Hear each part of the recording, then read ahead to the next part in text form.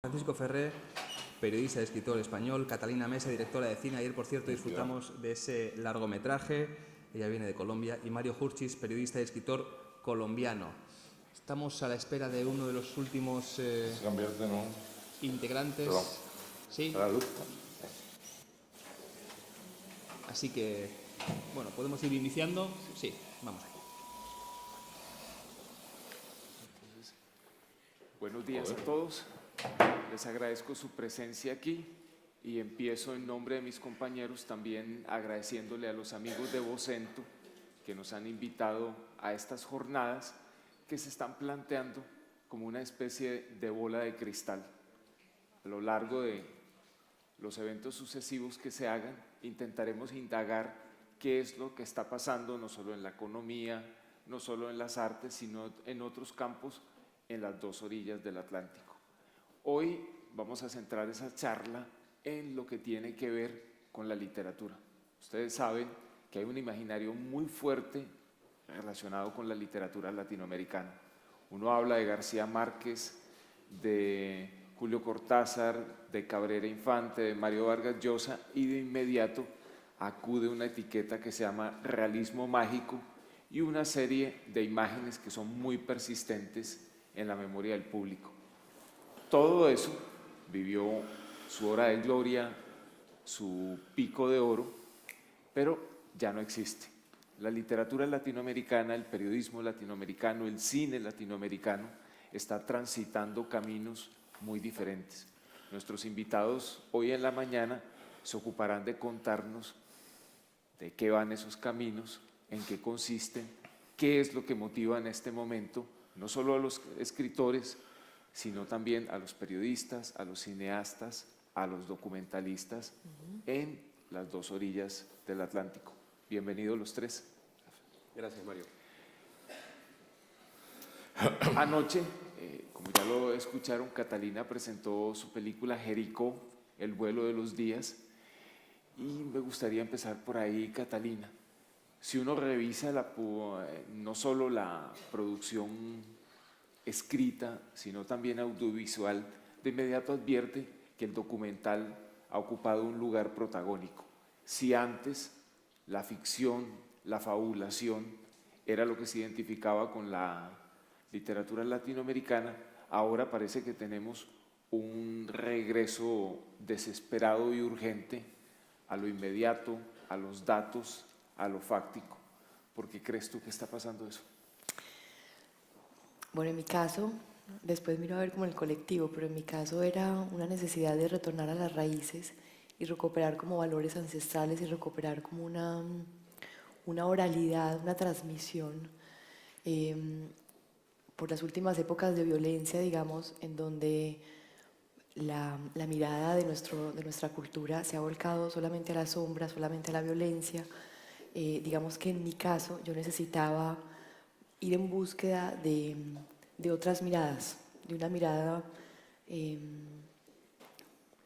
como alimentada también de esperanza, de humor, y también de sacudirme un poco de esa identidad fija de lo sombrío para ir a otras épocas. O sea, las últimas generaciones, digamos, en Medellín, estamos, digamos, como les diría yo, fijados en esos últimos 20 años de narcotráfico, y cuando yo veo a la gente joven, las narrativas y todo lo que vemos, o sea, narco se vende mejor, pero cuando vamos a esta cultura nos damos cuenta que hay unas cosas maravillosas. Entonces para mí era una necesidad de regresar como a las raíces de mi cultura para desempolvar esos valores que yo quería pues volver como traer a la luz. Digamos, en el colectivo hoy veo también a Amazona, que también salió, veo una cantidad de documentales, que también es un regreso como, curiosamente, a la madre. Mira que Amazona, que es otro documental, es un regreso a la madre. Entonces, estamos regresando a realidades, ¿no? Sí. No sé cómo explicarlo a nivel colectivo, porque para mí ha sido un viaje muy específico. Yo llevo mucho tiempo viviendo fuera de Colombia y para mí era regresar como a mis raíces. Lo que más me sorprende de estas mujeres que ustedes van a ver, espero, en el documental, es precisamente esa capacidad en lo real de reconciliar esos opuestos de esta sociedad, que es una gran violencia, pero al mismo tiempo con mucho humor, con mucha esperanza. Entonces, esa dignidad de ellas, por ejemplo, no están en la victimización, no se quedan en el dolor, pero a pesar de las dificultades de sus vidas, tienen una gran capacidad de ser dignas y de trabajar y de enfrentar la vida tal y como es. Yo creo que el documental también nos da esa capacidad de ver todos esos matices de la vida. Y no sé en el colectivo cómo será para otros, yo solamente puedo hablar de mi experiencia, pero lo que a mí me interesa es un encuentro con la realidad. Lo que a mí me interesa es, a partir de la realidad, a partir del encuentro con el otro, comenzar una co-creación. Va a ser compartir unos nuevos imaginarios, pero con el encuentro con la oralidad del otro. Y creo que el documental nos permite eso, un encuentro con el otro en lo real, y a partir de ese encuentro crear algo juntos. No sé ustedes qué tienen para... Tú que vienes más de la ficción. Juan Francisco, en tu caso, ¿crees que lo que está diciendo Catalina se puede aplicar al caso español? Digamos, ¿identificas tú en lo que se está escribiendo en este momento ese signo documental que parece agrupar a todas estas producciones culturales? Bueno, yo antes de nada, gracias a Vocento y a Futuro Español por invitarme, que es para mí siempre un placer estar en contacto con esta estupenda iniciativa. Bueno, es que yo tengo un problema muy serio con... Yo creí que venía a una cosa sobre series y cine, entonces realmente no sé si me apetece hablar de literatura, era una broma, claro, obviamente. No, lo que yo creo, sinceramente, es que por muchas razones el discurso literario ha caído en cierto descrédito. La idea de ficción, la idea de fabulación para mucha gente, incluidos lectores y lectores de mucho prestigio, han encontrado que la idea de ficción y de fabulación o de invención en un momento determinado se había agotado, ¿no? Todos sabemos que lo que hizo la maravilla desde Cervantes a Gabo de la literatura en español es la fabulación, la invención, el ingenio. Y eso en un momento determinado, por lo que sea, sobre todo en el mundo europeo, y cuando digo europeo incluyo el Brexit, ha caído como en descrédito, ¿no? Y en ese sentido, a mí me parece preocupante esa peste de la autobiografía, de la autoficción, del documentalismo, que en literatura, en cine es otra cosa para mí, porque el cine es un contacto con lo real, yo te lo decía anoche, ¿te acuerdas?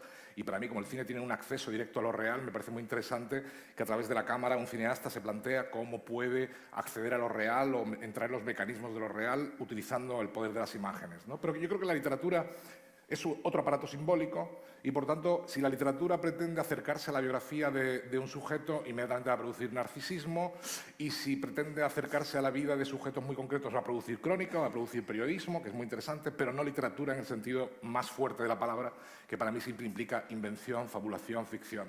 Y en ese sentido yo creo que los norteamericanos, que son realmente los escritores que a mí más me interesan y me han interesado desde hace mucho tiempo, porque después del boom, realmente la gran literatura para mí pasa por Norteamérica, especialmente Estados Unidos, obviamente, no Canadá.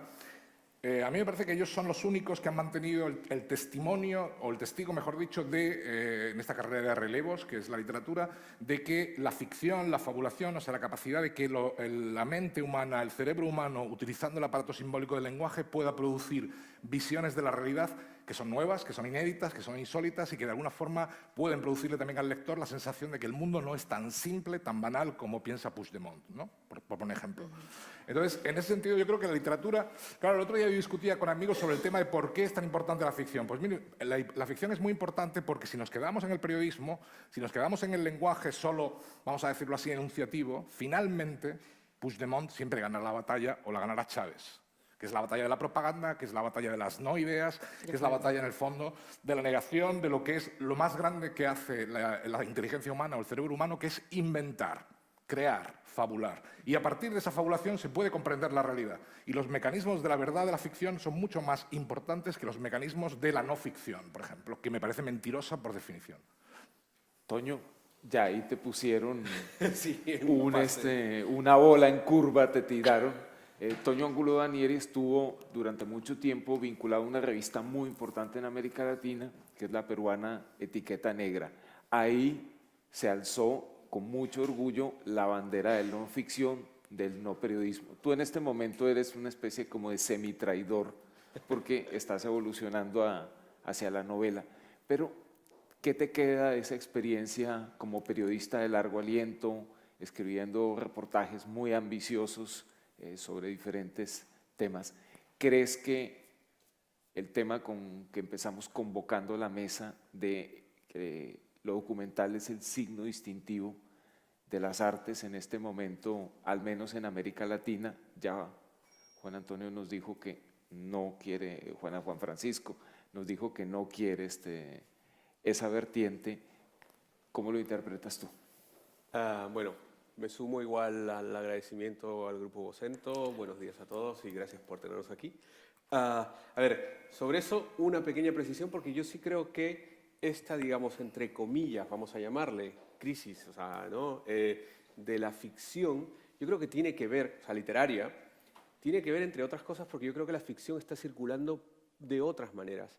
O sea, ayer, por ejemplo, me sorprendió una vez más encontrar una mesa de gente supuestamente vinculada a las letras en la que aparecía la palabra Netflix por lo menos 5 o más veces, digamos, ¿no? Entonces yo creo que, por ejemplo, las series, ¿no?, han sustituido, entre otras cosas, esa necesidad de ficción o de fabulación que tenemos la gente en general, ¿no? Porque, bueno, digamos, lectores siempre vamos a ser una pequeña o abrumadora mayoría, pero siempre vamos a ser, pues, un sector, digamos, ¿no?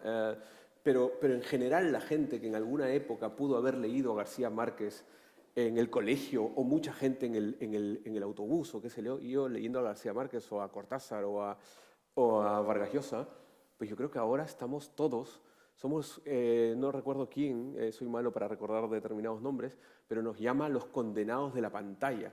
Es decir, hemos vuelto un poco, ¿no? Ahora que justamente se estrena un documental sobre Lumière, ¿no?, sobre esta gente que simplemente veía una pantalla y en esa pantalla veía un rostro o veía un tren y se quedaba así, ¿no? O sea, pensemos en el inicio del cine, ¿no?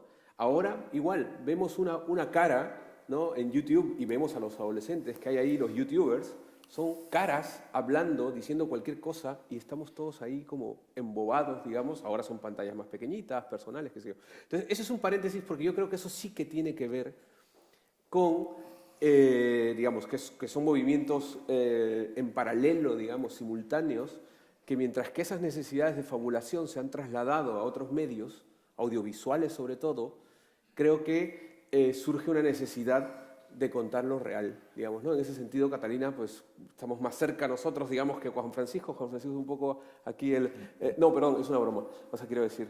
Pero, no, pero que he dicho que en el cine lo entiendo, porque evidentemente que hay un mecanismo interesante, pero lo que tú dices, de todas formas, entrando en polémica ya, si dejamos todo el camino a las series, que yo soy un fan, como sabes, hemos hablado 100 veces, pero si dejamos todo el camino a las series o al cine, que es mi obsesión en la literatura, es intentar demostrar que todavía la literatura tiene algo que hacer que no haga el cine o que hagan las series, y llevamos un siglo de pugna con eso y no se resuelve, yo creo que si dejamos que sean las series las que se ocupen de la ficción, al final perderemos algo sustantivo, que es el tipo de ficción que solo la literatura puede producir.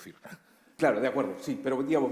No preciso lo que yo quería decir. Para volver, digamos, a la pregunta de Mario, en este caso yo creo que sí que hay una necesidad documental, textual, digamos, en los que leemos, en los que tenemos hábitos de lectores, porque justamente la ficción está siendo satisfecha de otra manera. Es decir, cada vez encuentro más gente que, digamos, gente que leía literatura en general, ¿no?, ficción, dice, pues cada vez tengo una relación un poco más como de distanciamiento con la ficción, digamos, ¿no?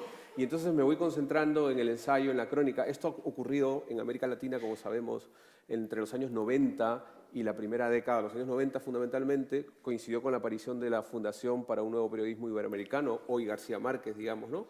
Una eclosión de cronistas y de gente que hacemos no ficción y de revistas como Etiqueta Negra, digamos, ¿no? Y la primera década de este milenio. Pero yo creo que también coincide con muchas más cosas. O sea, primero porque somos de alguna forma escritores, pero necesitados de trabajar. Es decir, pues, en Europa hay un escritor profesional, o lo había antes de la crisis, digamos, que podía vivir de sus regalías, de lo que producía su propia obra, ¿no? Eran pocos, pero los había, digamos, ¿no? O de bolos, o de participar en charlas, conferencias pagadas. En América Latina sabemos que eso en algunos casos es una ficción. Es decir, que te paguen para que des una conferencia o todo aquello, digamos. Entonces tienes que vivir de algo. Y una forma de hacerlo era ser periodista. Pero claro, cuando te encontrabas con periódicos, que yo también creo que hay otro factor ahí, que es por lo menos en el Perú, un envilecimiento de los medios tradicionales, es decir, cada vez van a peor y cada vez entienden menos cosas, por ejemplo, del reto digital y de una serie de cosas. Han reaccionado mal a todos los retos que se les han planteado en los últimos tiempos. Yo creo que han actuado, pues, de todas las opciones posibles, han elegido siempre la peor de las opciones, digamos, ¿no? Y entonces, claro, había una gente que necesitaba y decía, oye, pues yo no voy a escribir como ahora hacen algunos exalumnos míos, 35 notas al día, ¿no? Y eso se considera pues un periodista, pero claro, son periodistas de Twitter, son periodistas de teléfono, periodistas que no se mueven de una silla y están en un escritorio todo el día, porque las redacciones, no sé aquí, pero en Madrid, cada vez se han ido alejando más del centro, es decir, se han ido alejando más de los lugares donde ocurren los hechos, con lo cual tenemos periodistas pues, que no caminan, ¿no? O sea, periodistas absolutamente sedentarios. Entonces, esto en América Latina, digamos, sí que ocurre una necesidad de reporteros que se convierten en escritores y que siempre hubo digamos, esa tensión entre eres más reportero o eres más escritor, pero se supera a través de la crónica. Como ya creo que me he extendido muchísimo, no voy a seguir ahondando en ello, pero creo que de alguna forma, uniendo ficción y documental, creo que he respondido al asunto. A mí sí que me parece curioso estar en este panel porque yo llevo un año preguntándome. Cuando terminé de hacer el documental, Mario, yo me senté al final con mi editor y teníamos que llenar un formulario para la CNC y decíamos, esto lo comentamos ayer en la cena, ¿esto es un documental o es una ficción? Y para mí la línea en mi proceso creativo de encontrarme con el otro, pero cuando yo le hago preguntas al otro ya está creando sus narrativas, en donde yo dirijo la cámara, pero al mismo tiempo es la realidad. Es decir, esa línea, a pesar de que estoy en una realidad, pero esa línea de creación con el otro, cada vez esas fronteras, y lo he constatado también en todos los festivales en los cuales me encuentro con diferentes directores, hablamos ya no de documental, sino de no ficción. Es decir, ya ni siquiera nos sentimos cómodos en la palabra documental porque no sentimos que refleja el proceso creativo, porque es un trabajo etnográfico, pero además es una mirada de autor. Entonces, ¿dónde es la línea? Para mí no es tan claro. Y esa es la pregunta donde habito. Es decir, hay una gran maestra mía de historia que dice, la respuesta está en el corazón de la pregunta. Yo vivo en este momento creativamente en esa pregunta, en ese corazón. Es ¿dónde es la línea? Cuando estoy trabajando con el otro, estoy en la realidad, pero al mismo tiempo juntos estamos creando algo. ¿Cuál es la línea entre el documental y la ficción? Estoy viviendo en esa pregunta. Aunque ustedes mencionan que, en efecto, las series de televisión han impactado mucho sobre la literatura, sobre el periodismo, no veo tan claro que los escritores, al menos los que yo conozco, estén dedicados a escribir series de televisión. Todos admiramos House of Cards, admiramos Mad Men, pero las versiones latinoamericanas, no sé si españolas, de eso prácticamente no existen. ¿No hay un divorcio muy patente en eso?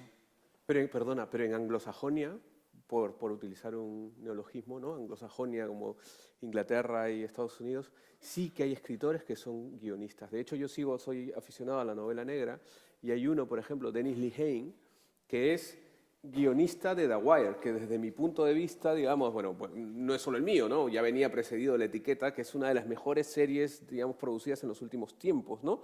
Bueno, pues gran parte del equipo creador de The Wire eran escritores de novela negra, pero no la novela negra tradicional, digamos, sino una novela negra de bajos fondos, de gente que habían sido periodistas. David Simon, el director, había sido periodista, entre otras cosas, digamos, ¿no? O sea, yo creo que, pues en ese sentido, sí, América Latina y un poco España, hay un poco ese divorcio, digamos, ¿no? Entre el guionista. Hay algunos, en América Latina, por ejemplo, ¿cómo se llama este venezolano? Alfredo Barrera, que ha sido guionista de telenovelas, y a la vez, Alberto Barrera Tisca, que fue guionista de telenovelas, ¿verdad? Hace mucho tiempo, pero digamos que cruzó esa frontera. Pero yo no conozco tantos que hayan cruzado esa frontera. Es decir, escritores que se mantienen en el terreno de la palabra, del lenguaje, y que ese es su territorio, digamos, ¿no? Es su forma de expresión. Y lo otro, pues no se dan esos vasos comunicantes. No tengo una explicación por qué, pero anglosajonia es distinta, digamos, ¿no? Pero bueno, vamos a ver, es que es obvio que cuando hablamos de series, estamos hablando fundamentalmente de series norteamericanas, básicamente. Entonces, claro, como es lógico, nosotros aquí como receptores de esas series y traductores luego al mundo de la ficción literaria de ciertos paradigmas o ciertas coordenadas que esas series nos han mostrado y que han cambiado la idea de arte narrativo que podíamos tener, yo creo que el modo para nosotros es más libre, porque somos, como Rubén Darío, receptores de algo que se ha producido en otra parte y que podemos de alguna forma acomodar a nuestra realidad, a nuestra cultura, a nuestra tradición y al mismo tiempo a nuestra lengua, ¿no? Y en ese sentido yo me siento mucho más libre. Yo diría, por otro lado, hay dos ejemplos que me interesan mucho de la ficción televisiva contemporánea que vienen de escritores y que no podrían haber sido concebidas por guionistas profesionales, porque hay que partir de algo que yo dije una vez en un coloquio y que molestó mucho a la que luego sería ministra de Cultura, a Ángeles González Sinde, cuando yo dije que la imaginación del escritor es infinitamente superior a la imaginación del guionista. Es decir, el escritor llega más lejos muchas veces, el escritor de ficción, el escritor de fabulación. El guionista tiene unas ideas buenas, pero realmente sin su equipo no llegaría a plasmarlas, ¿no? Tiene un pitch, tiene una idea, pero realmente sin su equipo. En cambio, el escritor, el novelista, todo lo que hay en 400 páginas te lo has comido tú, ¿no? Te lo has trabajado tú, has maquillado los personajes, has creado los escenarios, te has fabricado un cartón piedra los decorados, has montado la película, en fin, todo lo has hecho tú como si fueras un indie y realmente eres un maldito novelista, ¿no? Y todo lo has hecho tú, ¿no? Pero bueno, a mí hay dos ejemplos que me fascinan y que yo creo que han modificado mucho el arte narrativo y que nos deberían hacer pensar realmente hacia dónde vamos, que son el caso del escritor de True Detective, que ahora no me acuerdo cómo se llama, que también era escritor de novela negra, hizo Galveston, una primera novela estupenda, y que luego, curiosamente, al escribir True Detective, que es una de las mejores series, en mi opinión, policíacas que se han hecho nunca, sorprendentemente descubrió que probablemente la televisión era el lugar idóneo para plasmar, ¿no?, el modelo de imaginación y de narración que él encarnaba, ¿no? Y otro es Tom Perrotta, ¿no?, el creador de Leftovers, que es una gran serie para mí, y que curiosamente escribió la novela en la que se basa la serie, pero esa novela realmente, si uno la lee, es muy pobre en comparación con lo que él mismo como guionista, acompañado de Damon Lindelof, ¿no?, el otro guionista, han conseguido de alguna forma hacer que sea una serie metafísica maravillosa, ¿no? Bueno, diciendo esto también diría que, por ejemplo, en mi opinión y en mi práctica de novelista, la forma en que yo digiero las series y la plasmo en mi literatura es una forma de responder también al desafío audiovisual. A mí me parece que un escritor de nuestro tiempo, me da igual si escribe en Latinoamérica como si escribe en Europa, no me importa dónde escriba, porque yo creo, por ejemplo, yo me considero un escritor europeo que escribe en español, así de simple, no me considero necesariamente solo español, me considero un escritor europeo que escribe en español. Y en ese sentido, y que por tanto puede establecer comunicaciones con otros que escriban en español desde otro continente. Pero también me comunica con Norteamérica por otra vía, ¿no? Pero lo que quiero decir fundamentalmente, la situación de mestizaje, de cosmopolitismo, de globalización en la que vivimos también afecta a nuestra definición cultural. Yo como escritor no me siento especialmente marcado por los referentes españoles. Por ejemplo, a mí las series españolas no me gustan en general. No me gustan más las norteamericanas, pero lo que sí quiero decir, cuando escribo, entonces tengo la libertad absoluta de digerir o predigerir todos los materiales que proceden de la pantalla, sea la pantalla pequeña o sea la gran pantalla, y convertirlos o transformarlos según la temática que estoy haciendo. Por ejemplo, cuando escribí mi novela sobre el caso de SK, que fue Premio Real de Carnaval, yo tuve muy claro que no podía hacer una novela solo sobre el escándalo de un director del FMI que viola o supuestamente viola a una camarera negra en un hotel de Nueva York, sino que yo tenía que hacer una plasmación del imaginario mundial en el que eso era posible. Pues para crear ese imaginario mundial yo tuve que recurrir, evidentemente, a las ficciones que el cine y la televisión me proporcionaban para poder convertir mi narrativa literaria en algo que no fuera, evidentemente, algo obvio, tradicional, convencional, etc. Y creé un imaginario colectivo en el cual, evidentemente, la televisión y el cine tenían un papel fundamental. Pero fíjate mi ironía respecto del documental, que para plasmar realmente lo que yo pensaba del caso de SK, tuve que crear un falso documental literario. Creé un falso documental literario, en el cual personalidades de la cultura, es decir, de escritores, pensadores, universitarios, feministas, machistas, misóginos y todo tipo de personajes de la cultura contemporánea, se pronunciaban, desde Slavoj Žižek hasta Camille Paglia, etc., se pronunciaban sobre el caso de SK. Y era un falso documental hecho por una realizadora canadiense que supuestamente había ido preguntando a cada uno de ellos qué pensaban de ese caso. Y eso me permitía abordar la cuestión desde una óptica radicalmente no literaria. Radicalmente no literaria. Y era ahí donde recurría al documental. Ese documental me hubiera gustado que existiera en la realidad, pero no era posible. Yo lo inventé, pero nadie lo habría hecho como documentalista, ¿no? Eso también es el desafío de la literatura, que la literatura le devuelve al mundo audiovisual. Claro.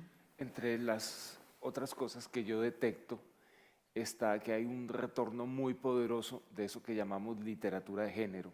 Es decir, han hablado ustedes ya, lo han mencionado, el policial, pero también la ciencia ficción, que no eran géneros que al menos la literatura latinoamericana hubiera transitado. Hay ejemplos, por supuesto, pero no era una corriente distintiva.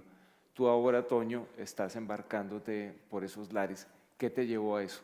A tratar de escribir una novela policíaca con todas las convenciones que tiene el género. Esa es una infidencia absoluta, eso se lo conté ayer en privado después de muchísimos Esto vinos. es futuro en español, estamos hablando de lo que... No, pero es cierto, digamos, que para alguien, digamos, yo me he mantenido en la línea, digamos, de la no ficción, de la crónica, el ensayo como un primo hermano, ¿no? Porque la crónica en general pues, es un género híbrido, ¿no? Es excéntrico, es marginal, porque toma del periodismo, toma de la literatura, de la historia con mayúsculas, digamos, ¿no? La historia es memoria, por lo tanto también es historia con mayúsculas. Entonces, durante mucho tiempo me moví bastante bien en eso, bajo la lógica de que había un reto, digamos, un reto literario incluso. Es decir, cuando hay que escribir un soneto, pues te sometes a unas reglas establecidas de métrica y ritmo, y en este caso, pues cuando escribes una crónica, tienes que lograr efectos dramáticos, narrativos, a partir de algo que tú no puedes modificar, que son los datos inmodificables. Es decir, un periodista tiene un pacto de verdad y no puede traspasar. O sea, en ese sentido yo soy, digamos, radical en ese aspecto. Cuando hago periodismo y ya está, y el pacto con el lector es aquello, y eso es lo que pido como editor también. Bueno, volviendo a la pregunta de Mario, lo que ocurrió un día es que pues, un amigo editor estaba montando unas colecciones populares, porque yo creo que esa es otra cosa que nos falta, digamos. De ahí alguna propuesta que he lanzado por ahí, de volver a ediciones populares que permitan que circule masivamente la literatura que hacemos. No en librerías modernitas donde hay coffee drinks y cupcakes y vinos con denominación de origen y donde todos somos guays y nos conocemos y no sé qué, sino que circule masivamente. Es decir, ¿por qué mis padres o vuestros padres ¿no? Pues leían a Vargas Llosa y en otro lado se leían a autores que circulaban, digamos, de otros países, ¿no? Porque esa literatura en determinado momento fue popular? Bueno, entonces este amigo me invita y primero me invita pues, justamente a algo que tenía que ver con literatura fantástica, de ciencia ficción o gótica, de terror, digamos, ¿no? Entonces yo pues lo mandaba a rodar, le decía, no, ¿cómo se te ocurre? O sea, yo soy un cronista, o sea, ¿qué voy a hacer yo allí?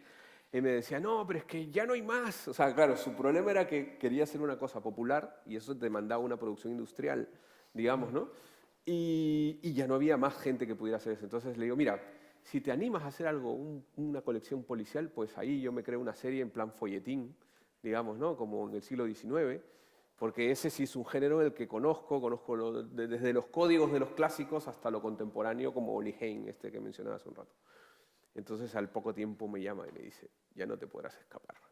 He creado la colección policial. Y así nace, digamos, una aventura que se publicó en 2 historias pequeñas, pero nace una cosa que a mí no me había ocurrido hasta entonces, que era la creación de un universo fabulador, digamos, una potencia fabuladora, porque yo siempre trabajaba constreñido, es decir, era como un pintor de bodegones, que tenías que hacer, o de retratos. No podías ponerte en plan Miró, Picasso, ¿no? Ahí a hacer unas cosas, ¿no? Tenías que restringirte a unas reglas y eso me permitió una libertad y un goce que hasta entonces pues yo era absolutamente virgen. Ahí lo tienes. O sea que pasaste de, Pero- de la no ficción a la ficción. Pero también por otra cosa que yo creo que es la otra cara de la medalla, porque la no ficción es cara. O sea, hacer un libro de periodismo es caro y cada vez hay menos gente dispuesta a pagar por ello. O sea, digamos, El Malpensante, cuando lo dirigía Mario, llegó a pagar lo que recuerdo, a ver si tú me corriges, Mario, lo que me parece justo. Es decir, pues un mes de salario pobre para cada mes de trabajo que dediques a investigar en un trabajo periodístico. Entonces, eso me parece justo. Es decir, vas a sumergirte en una historia, ¿no? En una investigación periodística, y si tu investigación dura 1 mes, 2 meses, 3 meses, pues vas a recibir a cambio, si es un sueldo, 2 o 3 pobres, aunque sea sueldo mínimo, aunque sea una beca de universitario. Pero eso me parece, digamos, algo razonable para el tiempo que vas a invertir en ello, digamos, ¿no? En este caso, yo creo que la ficción, por otra parte, creo que en eso estamos de acuerdo, sale barata, digamos, ¿no? Héctor Abad lo dice con mucha gracia, dice, el talento está en las nalgas, ¿no? O sea, está en la capacidad de sentarte en un escritorio y no moverte de ahí. O sea, si tus nalgas son resistentes, pues podrás trabajar, pasarte 3, 4 horas escribiendo aquello. Y entonces, bueno, pues ya descubrí eso, descubrí el disfrute de las nalgas, digamos, ¿no? Antes yo era más bien un caminante, un flaner, digamos, reivindicaba aquello, ¿no? La libertad de andar por ahí, ¿no? De huevear, creo que aparecía por ahí en huevear, que es muy peruano, digamos, ¿no? Huevear es eso, es vagabundear sin... reivindicaba aquello, pero ahora como no puedo, porque tengo un hijo, porque tengo una familia, es decir, no puedo invertir mucho tiempo en investigar para historias periodísticas, la ficción es una opción barata en ese sentido, aunque nunca será rentable, es decir, si se publica y todo, pues lo que te pagarán de adelanto no compensará las horas que le has dedicado, pero me lo habré pasado bomba. Es que esas horas, exactamente, esas horas no son computables en términos económicos, porque son un goce libidinal, como yo digo. Existe una economía libidinal del novelista, de la que normalmente no se habla, pero que efectivamente acaba de escribir muy bien Toño, y yo no quería entrar todavía en materia sexual, porque siempre se me acusa de llevarlo todo al mismo terreno, con lo cual intentaba reprimirme, pero ya Toño me ha incitado y no me puedo contener.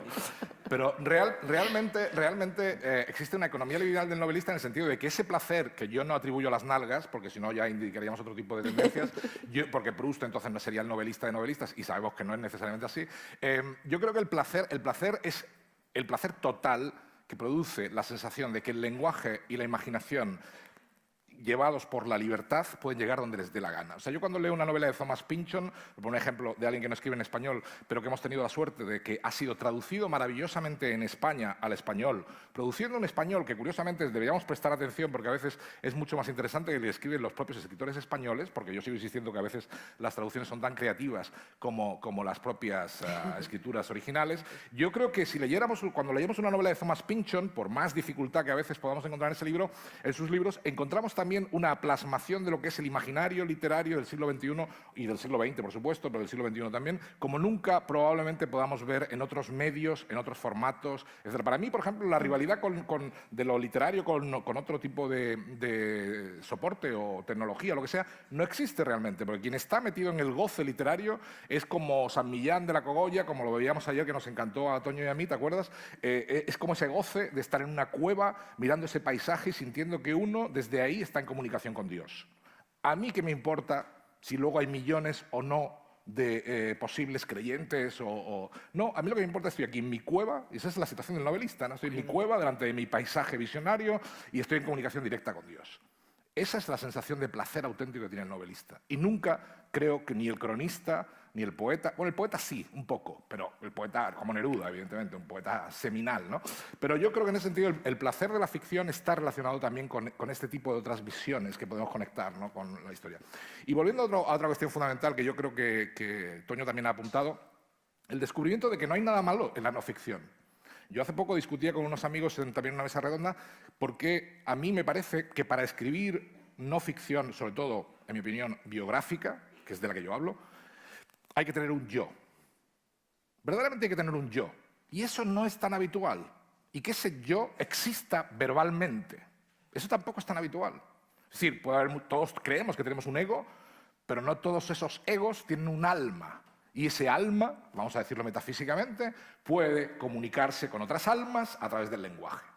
Eso lo han conseguido, curiosamente, en mi opinión, grandes escritores de ficción que en un momento determinado pasaron a escribir también autobiografía o biografía directamente, lo que sea, y porque ese alma les permitía, les habilitaba a la hora de tal. Pero claro, la ficción biográfica de pequeños egos, a mí personalmente me interesa tanto como una cena donde alguien te cuenta su vida y esa vida es de lo más mediocre, vamos a decirlo así. Si la comida es buena, una cena todavía vale la pena. Pero claro, leerte un libro donde te van a contar una vida bastante mediana, la verdad, sinceramente, y eso está ocurriendo con demasiada frecuencia, a mí es lo que me preocupa. Pero realmente te digo, la ficción está garantizada y a mí no me cabe duda que la ficción está por encima y siempre estará por encima. Una vertiente de eso que mencionas y que también es un rasgo muy notorio en la literatura que se escribe en América Latina, tiene que ver con la exploración de los vínculos familiares. En concreto, escribir ya no la propia biografía, sino una biografía del padre o de la madre. Hay muchos libros latinoamericanos que siguen en esa dirección. Tu documental un poco va por ahí, pero además entronca con algo que está pasando mucho en Colombia y también aquí en España, y es que la maternidad se convirtió en una pregunta fundamental de la cultura. No solo en el sentido básico de preguntarse ¿tendré o no tendré hijos?, sino como explorar todo lo que representa el imaginario de la maternidad. Catalina mencionó una película que en Colombia ha causado, es un documental muy reciente que se llama Amazona, y básicamente lo que cuenta la documentalista, que queda embarazada, se va a hacerle una entrevista a su propia mamá, que la abandonó a ella cuando tenía 10, 11 años, y la abandonó sin ninguna culpa. Ya es una mujer mayor de 80 años y sigue sosteniendo que fue la mejor decisión que pudo haber tomado.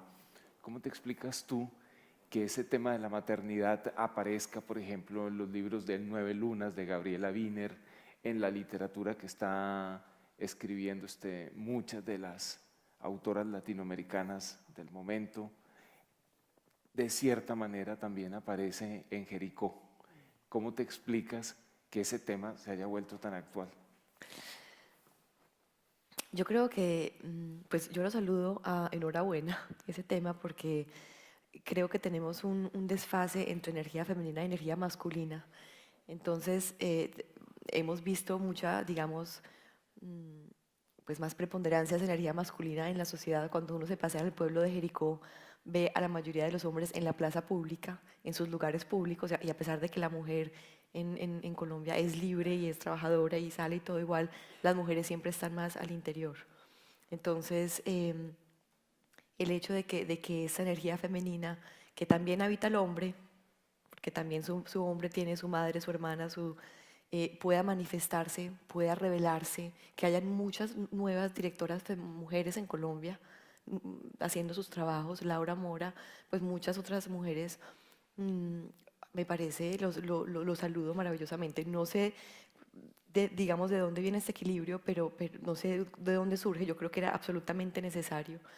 Y yo creo que es un equilibrio, no, pues absolutamente, o sea, yo estoy súper feliz de verlo. Ese retorno no solamente a una nueva mirada de la tierra, a una nueva mirada de la madre, pero también, no sé, no sé cómo explicarlo. Tú me preguntas como de una manera colectiva, yo solamente puedo hablar de mi experiencia. Y es ese equilibrio, porque la energía masculina es una energía que confronta, a veces, a ver cómo explico, es una energía es más yang, es más confrontadora. En cambio, la energía femenina, a pesar de que es muy potente, es más transformadora, es como un viento dulce, es esa capacidad de hacerle frente a las cosas sin necesariamente ir a confrontar, y creo que es muy necesaria en lo que estamos viendo ahorita en Colombia también. No sé ustedes qué piensan de Sí, eso. bueno, a ver, respecto de lo que dices, simplemente porque hace poco, digamos, pensaba sobre el tema, hay una cosa curiosa, y yo creo que es para bien, digamos, ¿no? Yo creo que hay cosas que están yendo para bien, que ahora, por ejemplo, entre otras cosas, tiene que ver con que hay más creadoras visibles en todos los ámbitos, o sea, en el ámbito del cine, o sea, del cine de ficción, de documental, ¿no? Acabo de ver una película cojonuda desde la ficción que tiene que ver con eso, es Anaí Berneri, la van a estrenar dentro de poco, o sea, es la directora, y la película se llama Lanis, que es una prostituta que, digamos, con la misma teta con la que amamanta a su hijo, pues luego, como es una prostituta, pues se le entrega a su cliente, digamos, ¿no? Es una cosa brutal desde el punto de vista temático, pero también de la puesta en escena. Y ya está, paréntesis. Pero lo que quiero decir, o sea, reflexionando a partir de ello, piensa tú, por ejemplo, esta cosa en el boom, este reto que se plantearon los escritores del boom de escribir una novela sobre dictadores, ¿no? O sea, García Márquez acabó escribiendo su novela sobre dictadores, Vargas Llosa lo hizo mucho después con La fiesta del chivo, y bueno, y cada escritor de alguna forma llegó o no llegó a hacer aquello, pero fue un tema planteado. Sobre eso se ha escrito mucho en América Latina, sobre la figura pues, del padre ausente, digamos, ¿no? América Latina como un continente en el que en algunos casos, pues, el padre desconocido, padre que abandona a la familia, ¿no? Que hay una cosa, digamos, con la figura de un caudillo, de un dictador, como una figura paternal, paternalista, digamos, ¿no? Que viene a resolver las cosas desde la autoridad, digamos, ¿no? Yo creo que eso que se veía, porque incluso, piensa tú, en Cortázar, en Rayuela, hay una madre y hay un niño, pero está, digamos, siempre mirado con la mirada de un hombre, ¿no? Yo creo que ahora el tema bueno y que yo creo que hace necesario replantear nuestros cánones es que cada vez son más visibles las mujeres. Todavía no lo suficiente, pero ayer yo comentaba, por ejemplo, que me parecía inaudito que recién yo conozca, hace nada, yo llevo 12 años en España, conozca a la escritora Rosa Chazelle, que perteneció a la generación del 27, pero que nunca aparece mencionada como las escritoras de la generación del 27. Es una cosa que da vergüenza. O sea, creo que, digamos, que hay que partir por esta asunción, digamos, ¿no?, de asumir que los que manejamos, digamos, el asunto de la hegemonía cultural, pues somos básicamente hombres con una mirada de hombre, ¿no? Y esa testosterona pues nos ciega y nos ha cegado durante mucho tiempo a esconder determinadas voces que hoy empiezan a emerger porque cada vez hay más. Pues hay procesos de democratización que son poderosos, que van más allá de cosas específicas que puedan ocurrir. Y yo creo que ahora simplemente es que son más visibles. O sea, es decir, se habla más de la maternidad porque hay más mujeres creando o más mujeres que hacen visible su creación. Antiguamente, pues... Pero yo creo, por ejemplo, que García Márquez, la presencia de la mujer y de la abuela, ¿no? Como pues, en 100 años de soledad hay una matriarca, digamos, ¿no? O sea, más allá de los personajes masculinos, todos psicalípticos o qué sé yo, pues hay una matriarca ahí poderosa, pero siempre es la mirada del hombre. Hoy por hoy, por fin, siento yo que se puede leer eso desde una mirada femenina que nos cambia, no sé vosotros, pero yo cada vez que encuentro un libro pues, bueno, además buenísimo, como digo, como Rosa Chazelle o como muchos más, pues digo, pues, ¿por qué nos hemos perdido esto? O sea, ¿quién ha hecho este canon? ¿No? O sea, ¿quién dictó este canon? El canon del boom es un canon, el canon de la generación del 27 y no sé qué. Yo creo que lo proponía, digamos, para estas jornadas en un textito que presenté, que habría que arrancar esas etiquetas y romperlas de una vez por todas y empezar a revisar todo aquello. O sea, empezar a revisar literariamente nuestro siglo XX y nuestro siglo XXI, porque creo que, pues, en fin, tenemos derecho y tenemos también por respeto a uno mismo a empezar a leer otras cosas, digamos. Entonces yo quería añadir algo a lo que tú estás diciendo y es que yo siento que en este proceso de creación la energía femenina es una energía receptiva y cuando tú estabas hablando de, digamos, de ese gozo que tú dices de creación, que tú estás en tu cueva cuando tú comunicas con Dios, a mí me dio mucha risa porque la sensación que yo tengo cuando estoy con la cámara afuera con el otro, cuando estoy recibiendo, cuando estoy en el estado de receptivo, todo crea conmigo. Yo no estoy separada del viento que pasa, del árbol que se mueve, del pájaro que pasa. Es decir, cuando yo pongo el acto de crear, todo el universo se vuelve mi cueva. Y todas las mujeres, todos los accidentes, toda la palabra, todo esto, digamos, es un acto co-creativo y yo estoy con Dios en ese todo. Todo empieza a co-crear conmigo, como si fuera el encuentro de mi deseo con el deseo de la vida en mí. Es algo muy místico lo que estamos diciendo, pero es cierto, yo creo que esa mirada femenina, no lo puedo generalizar, creo que la energía femenina es una energía receptiva, en donde ese yo que se impone también está en estado de recibir, ese Dios que quiere crear a través de mí. Claro. Entonces creo que la creación yo no lo puedo generalizar, creo que el hombre también tiene esa energía femenina, no creo que es una cosa de género. Bueno, exactamente, Catalina. Es decir, es que yo no creo, por ejemplo, cuando yo aquí parezco un hombre, ¿no? Evidentemente parezco un hombre, pero es una cuestión genética, un castigo biológico, pero realmente cuando uno crea, y por eso vuelvo a insistir en el proceso de la escritura de ficción, cuando uno entra en ese proceso, ya no sabes realmente a qué género perteneces. Vamos a decirlo así, el escritor de ficción tiene algo de andrógino, tiene algo de hermafrodita o tiene algo incluso de intersex. No sabe si tiene más largo el clítoris o el rabo. Y realmente es así de simple. Porque no hay, en ese sentido, una definición masculina. Como sí la hay, por ejemplo, ayer lo hablábamos con Mario y con Toño, en la figura de ese periodista, porque para mí no es otra cosa que un periodista, evidentemente, en el buen sentido de la palabra, que era Francisco Umbral.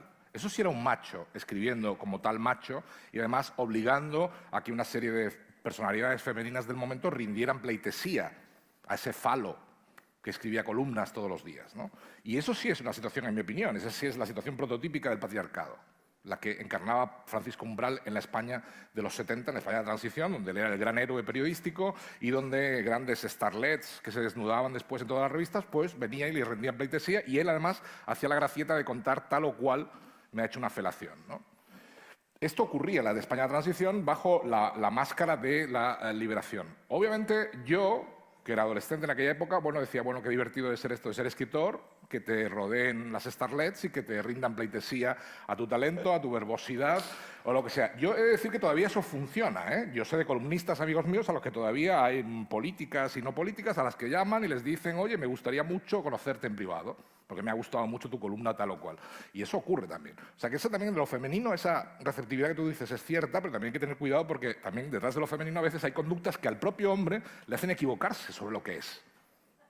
Sobre lo que es. Cuidado, que las violaciones pasivas también existen. Lo digo de coña, lo digo de coña. Pero no lo digo porque ayer me quedé flipado en el hotel, me desperté de la siesta con la tele puesta y de pronto vi que el gran problema del Parlamento Europeo era el problema del acoso, ¿no?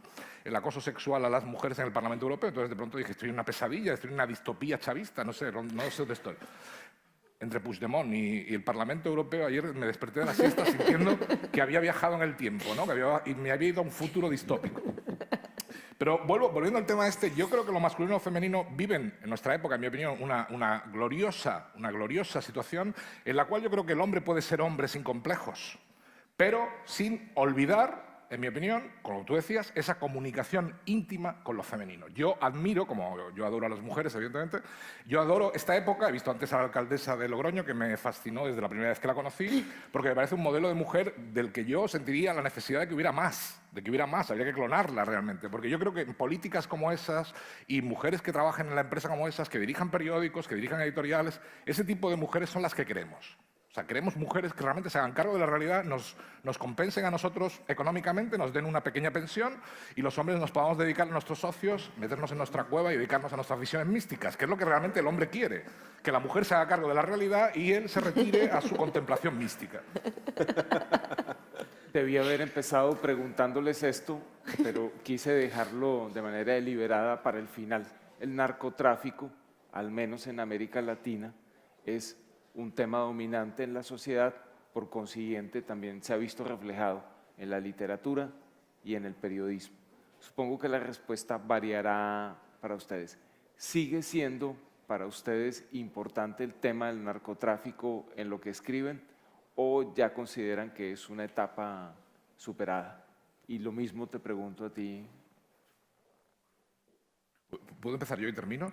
Bueno, a mí el narcotráfico no, pero ayer hubo unas detenciones en la DGT en Madrid de tráfico directamente, de corrupción profunda de la policía de tráfico, con lo cual el narcotráfico en España es lo que es, pero encima tenemos la corrupción del tráfico, que es un problema, me parece, muy significativo. Sí, pero a lo que quería preguntarte era, es muy curioso, muchos escritores latinoamericanos tienen novelas o trabajos periodísticos sobre narcos, sobre sicarios y eso. Esa realidad, estando presente en la sociedad, no se ha visto reflejada mucho en el arte y en general la literatura española. ¿Por qué razón? Sí, bueno, por una cuestión fundamental. Yo creo que la forma en que el narcotráfico ha alterado, corrompido o podrido directamente las realidades latinoamericanas no se ha producido nunca en España. Es decir, España, el Estado ha mantenido siempre su estándar de control, la policía ha mantenido el control del tráfico donde está en Europa, por ejemplo, o en Estados Unidos, y por tanto no ha sido un tema especialmente significativo, aunque hay obras, sobre todo de cine. En cine se ha tratado mucho el tema, mucho más que... Pero también ha llegado un momento que el tema de la droga ha cansado, porque de tanto verlo en cine, en televisión, ha llegado a cansar. En literatura probablemente no ha interesado porque los escritores la mayor parte fumaban porros y evidentemente tampoco les interesaba entrar a fondo en la cuestión, con lo cual realmente heroinómanos también ha habido, pero no han durado demasiado, cocainómanos sigue habiendo efectivamente sin parar, pero tampoco les interesa hablar de su camello ni cosas de ese tipo. Yo conocí un par de escritores que se hicieron amigos porque tenían el mismo camello de cocaína y fue muy divertido ver cómo inmediatamente el tener el mismo camello era más interesante que haber leído el mismo escritor, o tener la misma pasión. Con lo cual, el tema de la droga no creas que no tiene su subtexto en España, pero un subtexto que no aparece en libros. Mira, a propósito de lo que dices, Juan Francisco, que lo dice con gracia y con humor, pues yo creo que justamente ahí está la clave. Es decir, que aquí la postura es la del privilegio del consumidor. O sea, efectivamente, como dice Juan Francisco, o sea, no voy a generalizar, pero pues muchos escritores contemporáneos, pues eso, la mayoría fuma porros, muchos consumen cocaína como una droga recreativa. Y entonces eso es una cosa, relacionarse de esa manera con la droga es una manera distinta a la que un latinoamericano escritor, creador o lo que sea, aunque las consumas, quiero decir, pero tú sabes que esa bolsita que te llega o lo que sea, pues viene con sangre, digamos, ¿no? O sea, viene con sangre que tú la ves todos los días en tu casa, en tu barrio, en tu ciudad o un poco más allá, digamos, ¿no? En la medida en que tu empatía puede ir creciendo. Yo creo que ese es el punto clave de por qué hay tanta producción allá. Y aquí, por ejemplo, sí hay un libro que yo os recomiendo a todos que se llama Fariña, porque el dato se puede verificar, digamos. España es el gran puerto receptor de droga para toda Europa. Y es una investigación alucinante que cuenta cómo sobre un tráfico precedente se montan otros. Es decir, es una industria que progresa, digamos, ¿no? Primero había tráfico de personas. En la época del franquismo, pues era con Portugal, digamos, ¿no? Antes incluso los piratas, pues había otras cosas, pero en esa época era tráfico de personas, tráfico de bienes, bicicletas, qué sé yo, ¿no? Con el humor, digamos, gallego, aparecen todas las historias. Luego se monta un tráfico de contrabando de tabaco y de alcohol, y sobre esa misma estructura productiva se montan los cárteles, que unos caen en los 90, que fueron los más básicos, digamos, ¿no? Los más parecidos a los que conocemos, y hoy por hoy lo que sostiene el libro es que digamos, esa forma, esa economía, digamos, está tan imbricada en la sociedad que es indetectable. Y que hay una serie de pruebas que, por ejemplo, llegas a un café donde te estás todo el día, en un café, digamos, en Galicia, en una aldea o en un lugar, ¿no? Y estás todo el día y has visto entrar a 5 clientes en todo el día y la persona que te atiende tiene un reloj Rolex o un relojazo. Y tú dices, ¿cómo puede ser si esta persona tiene un café donde aquí vienen 5 personas? O sea, el negocio que genera esto no puede hacer que el que me atiende tenga un Rolex. Y entonces, eso es un libro periodístico, una investigación periodística narrada con recursos de la literatura, que está muy bien, está publicado por Libros del Cao, ¿no? Libros del Knockout para los latinoamericanos. Y es alucinante. O sea, te das cuenta de cómo efectivamente, pues, España en particular, pero no sé de otras realidades de Europa, pero tiene pues un velo, una cosa tapada, porque es la postura del consumidor. Es decir, pues no veo esto porque esto no genera un conflicto social, más allá de que pues por ahí hay un yonki que se muere, o qué sé yo, o a este le dio por sobredosis, tuvo que acabar en el hospital, o ese tipo de cosas, pero no hay balaceras, no hay sicarios, no. Bueno, hay un caso que es el de Almodóvar, que es muy interesante y nos ha estudiado desde ese punto de vista, porque Almodóvar vivió la transición y la época de la movida y vio como muchos amigos suyos morían como consecuencia de la adulteración de la heroína. Y en el cine de Almodóvar se puede ver, sobre todo en el cine de los 80, se puede ver la obsesión de Almodóvar con el tema, ¿no? Con la gente que muere como consecuencia de ser heroinómanos y consumir una droga adulterada por la mafia, ¿no? Catalina, tenemos ya muy pocos minutos. ¿Con qué quisiera cerrar?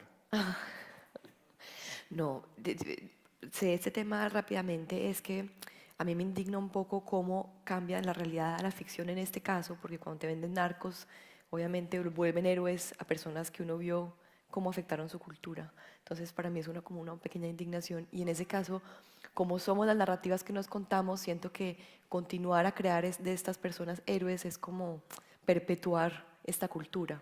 Entonces, yo esperaría que o cambien la manera en que lo están contando para que lo cuenten de una manera más honesta y que la gente, o no seguir perpetuando pues esta cultura a través de estos trabajos.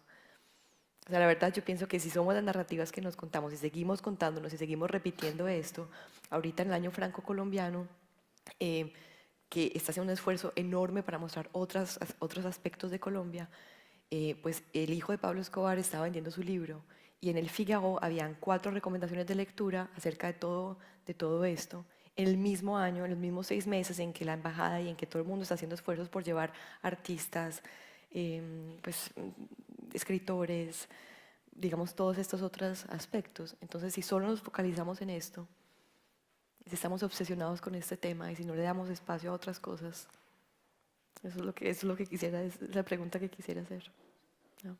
Hablamos sobre la presencia de lo documental, sobre el resurgimiento de la literatura de género, sobre la autoficción, la maternidad, el narcotráfico. tal vez alguno de ustedes tenga una pregunta o alguna curiosidad relacionada con un tema diferente. Es el momento para que le hagan esa pregunta a nuestros invitados.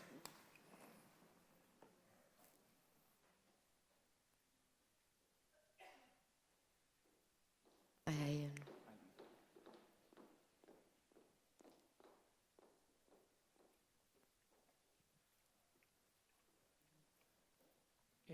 Buenos días, yo soy Alejandro García, estudiante de periodismo en la Universidad San Jorge, en Zaragoza.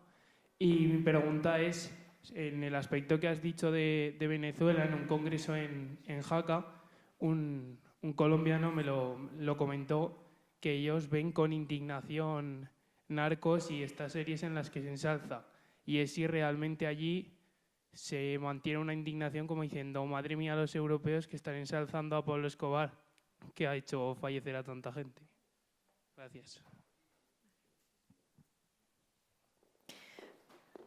Pues ese es mi sentimiento también, yo lo comparto. No sé tú qué opinas, Mario, de esto.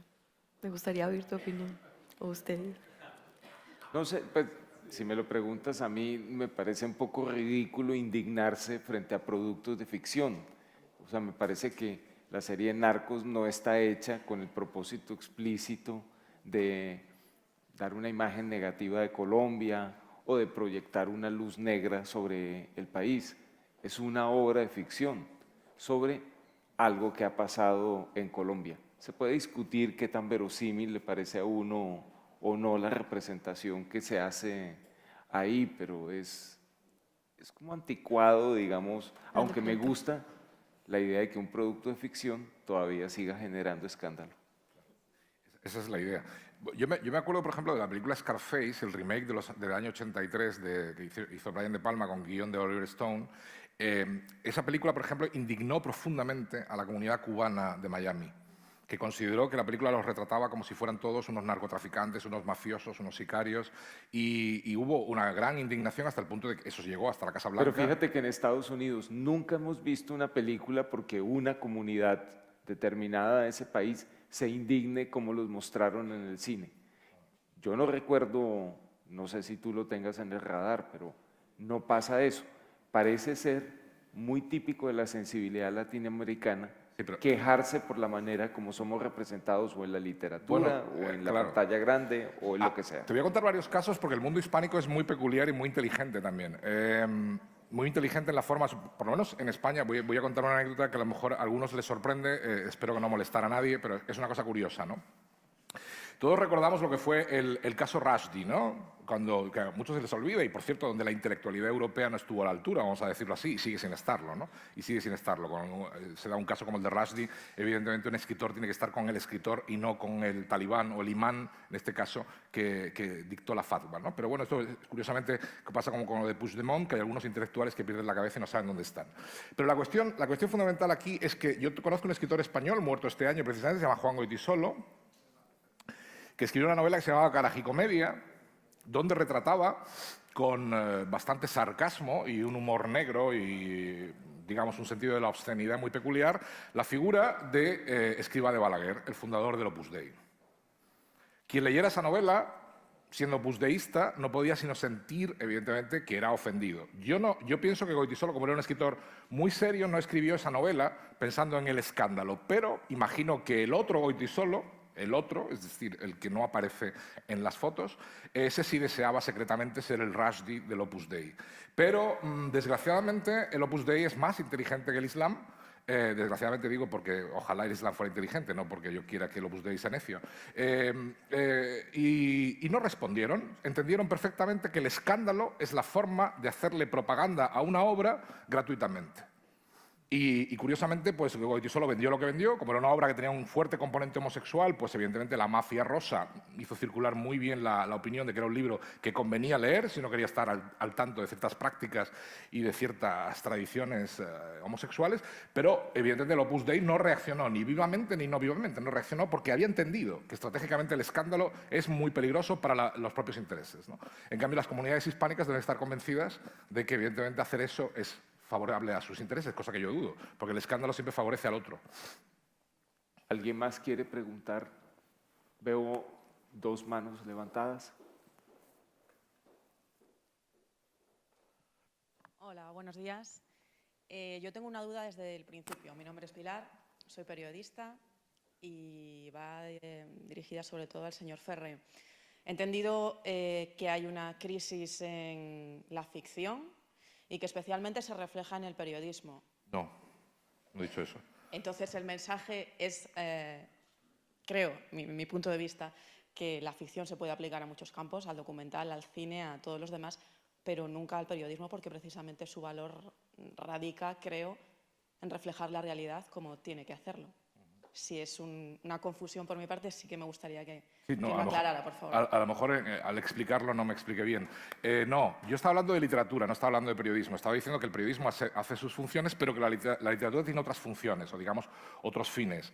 Y en ese sentido hablaba de literatura. Yo decía que la literatura, precisamente por eso hablaba de crónica con lo que se llama crónica literaria, no evidentemente la crónica en el sentido periodístico, porque eso también se ha confundido. No hay que olvidar nunca, por ejemplo, Camilo José Cela escribió un libro que se llamaba Viaje a la Alcarria, que supuestamente era un viaje real, que era una crónica de un viaje suyo real, y luego aprendimos que en gran parte se inventó la Alcarria, ¿no? O sea que esto es como el famoso documental de Buñuel, Las Urdes, donde sorprendentemente todo el mundo dio por hecho que ese era un documental, el único documental que Buñuel había hecho nunca, y luego aprendimos, y hubo una exposición maravillosa hace unos años que lo reveló, que Buñuel se había inventado un montón de cosas, había hecho que la gente posara, el burro muerto no murió en las circunstancias que tal, el niño aquel tampoco había muerto cuando tal, es decir, que la realidad se manipuló para servir a los fines del documental que supuestamente Buñuel vendió como tal, que era un falso documental, y sabemos que el falso documental es un género muy interesante también. No, yo no he dicho eso, yo he dicho que el periodismo tiene sus fines y por tanto yo no hablaba de periodismo, pero yo veo una contaminación en la literatura por la cual se está renunciando por parte de los lectores y de los escritores,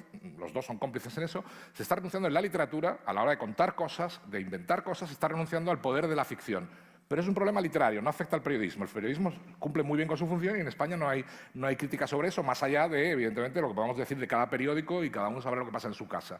Pero desde el punto de vista técnico, yo creo que el periodismo es una cosa, literatura es otra. Y por tanto yo no hacía ninguna amalgama y distinguía perfectamente una cosa de otra. El periodismo, por supuesto, cuanto más ficción sea, menos me interesa porque no me va a contar la realidad. Voy a sentir que estoy ante una ficción y por tanto no me va a interesar leerlo. Para eso me leo una novela, ¿no? Obviamente. Y cuando leo una novela, pues no quiero tener la sensación de que ese señor a lo mejor me está haciendo un reportaje, porque no me interesa el reportaje.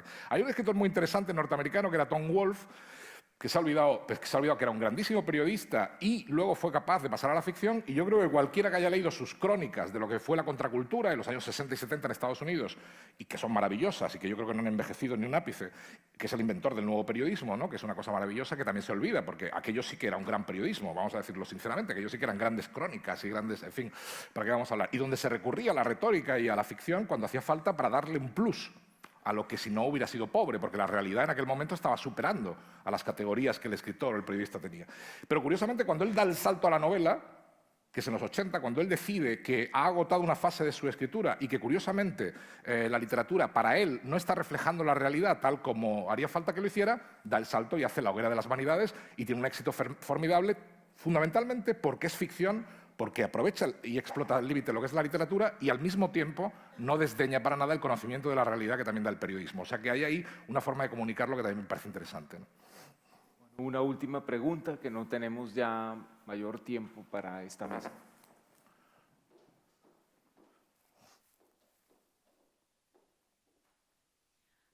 Bueno, mi pregunta puede ser más un apunte porque habéis hablado sobre esa energía, Catalina nos ha explicado esa energía femenina. Sin embargo, el señor Ferré nos ha explicado otra cosa, esa sinergia quizá cuando el escritor está en su proceso de creación, que bueno, pues convergen ahí tanto lo masculino como lo femenino. Sin embargo, yo creo que sí que hace falta un punto de vista más feminista, entendido como que hay una convergencia y que la persona está por encima del género. Y me gustaría explicar qué diferencias entendéis entre lo masculino y lo femenino cuando estáis en vuestro proceso de creación. Gracias. Bueno, yo termino, yo no quiero hablar mucho más. La mujer que hay en mí no me lo debería permitir, pero desgraciadamente el hombre es más poderoso. Fijaros el tema de los Wachowski, ¿no? El tema de los Wachowski, a mí me preocupa mucho el tema de los Wachowski, porque eran, en mi opinión, grandes directores de cine que en un momento determinado entraron en contacto con una dominatrix que alguien debería haber metido en la cárcel a tiempo. La verdad, sinceramente, visto el daño que ha hecho en Hollywood, es una broma, obviamente, espero que la ironía se entienda, pero de alguna forma ellos decidieron renunciar a su masculinidad y entendieron que renunciar a la masculinidad significa simplemente cortarse el pene. Claro, eso es tan simple como lo de Puigdemont. Insisto mucho en Puigdemont, pero es que él se cree que porque se corta de España ya es algo, ya tiene entidad. Es un poco la misma lógica. Porque me corto el pene soy mujer y porque rompo la relación entre España y Cataluña, ya Cataluña es algo. Tiene entidad suficiente como para ser algo. Bueno, ese tipo de fantasías, evidentemente los sujetos las alientan porque algo falla en sus vidas, en sus personalidades, en sus... no sé, muy bien.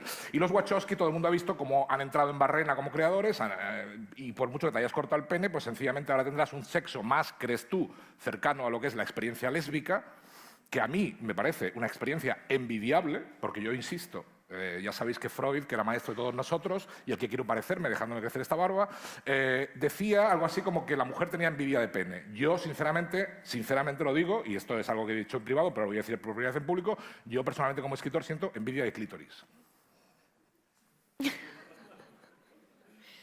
Puede ser una buena frase para terminar una mesa. Gracias a todos ustedes.